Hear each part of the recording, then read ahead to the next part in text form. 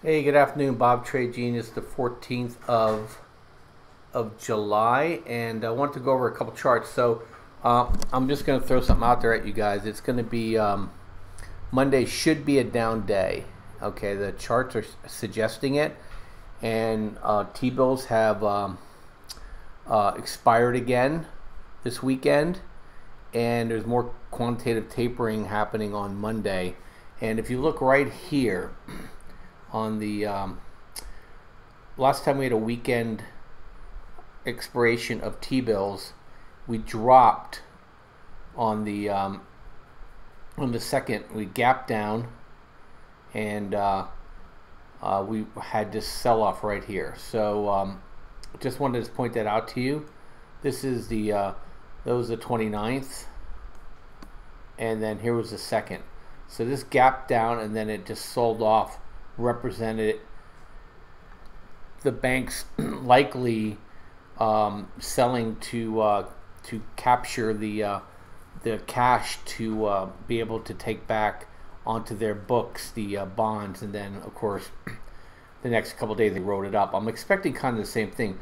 I'm looking for it. We're out of this channel here now, and so I'm looking for a move down. I mean, it could be as severe as to the 276 area, and then we'll just have to wait and see if we lift back up and try to overtake this channel boundary here, or even try to even take out the all-time highs up a little bit above here. And then if it really rolls over, because it's the back half of the month, we start getting a scenario that looks like this, where we gap down, we try to recover, we gap down again, try to recover, we gap down again, try to recover, then we sell back in. That's possible too. So this scenario is very possible. What's complicating though is that we do have earnings reports, and it may just make this very choppy. And then in August, they're already starting to build a huge position in VIX calls in the second half of the month of August. So things get really stormy here really fast. So that's that. We're short. We bought on this move. What my trigger was is that I got my first warning here, and then I got a rollover here, and then this broke down below 80. So we're losing the embedded characteristic of the stochastic, and that embedded is, you see this grind here, it just embeds the trade. Now it's starting to give way. Money flow is giving way. And so I thought it was a good idea to go ahead and buy some puts, and I bought them for the end of the month, the June 30s. And here's another thing that gave me confidence too. This is the skew, and it looks like an eye chart on a 2-hour here. So let me pull the daily up. I'm going to do one more thing too to make it easier to see. I'm going to go ahead and make this a line chart.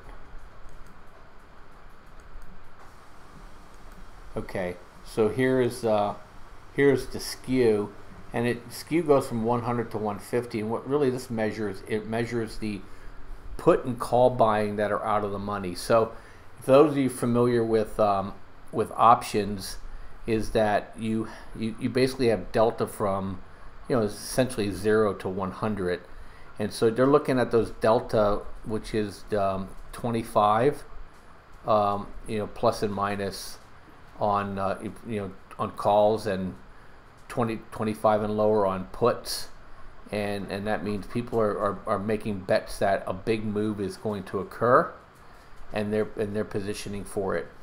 And in June we had a spike in the skew with low volatility, and it rolled it over. So these are always interesting. When these skews get high, you have to look for a bigger than average move here. And so we're back up here again. There's a lot of fear in this market. People are definitely betting for big tail risk. Okay, so a lot of people are betting for big stuff happening, and now you have the VIX down, and you have the skew up, and then you have the market that just had a big run, and you have quantitative tapering. So it looks like it could become problematic. See, this is the VIX coming down from that February blow up of XIV, and the same guy that was part of this blow up, he's starting to buy calls again for August, so he's expecting another spike here. And money flow's coming into this. This is a divergence. See, VIX is still following. Money flow is starting to push up, and so that's something to pay attention to. And if this goes, this is usually counteracts the direction of SPY, and SPY goes down. And so I'm playing it that way. I'm putting the odds all in my favor. My only hedge is really I have VXX puts, and I'm selling against them, and I'm just holding those for right now. I still have the 32s for next Friday. I have the 3150s now for next Friday because just captured some of my my gains in case this turns against me, and then just I'll play that day by day. So anyhow, I just wanted to talk about right now, and hey, we're running specials through the 15th. Really good bundles, and where you can make some good money. Nearly every day we're making money in the market. We've had a great run these last 6 weeks on equity trades, and we spent a lot of time trading the SPY, the puts and calls, some day trades, and then on VXX, and then you know, my big position is I'm waiting for the miners to move, and I'll talk about the miners in a video later this weekend. But thanks for listening. Have a great day, and check us out at tradelikeagenius.com. Bye bye.